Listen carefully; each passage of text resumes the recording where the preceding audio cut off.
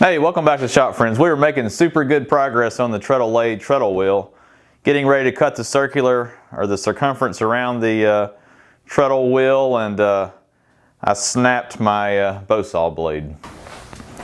So this was a good lesson.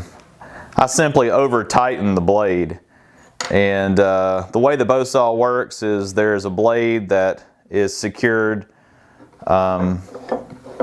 between these two pieces of aluminum, and then the tension from the string that you tighten up actually holds the blade in place. And I tightened it up a little bit too much and actually broke the little spindles off of the blade. I don't know if you can see that very well, but there's a small pressed spindle that goes through the blade, and that allows you to insert it into the bow saw and holds it securely, and it just snapped it right off. You can see here the little spindle that goes through the blade, and then on the end that broke, it broke it out. I guess it's possible I could put a new one in. I don't have a replacement pin.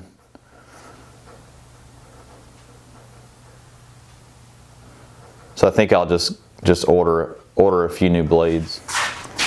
If you haven't seen the video where I made the bow saw, I'll definitely encourage you to do that, and I'll put a link on the video. And that's really a bummer. I was excited to get this wheel actually cut out.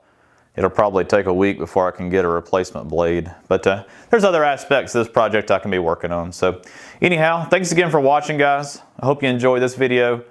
I'm going to show you my successes and my failures, and this is certainly one of the failures of the project. So anyways, thanks again for watching. Check out my other videos if you haven't. Think about subscribing if you haven't already, and I'll see you on the next one.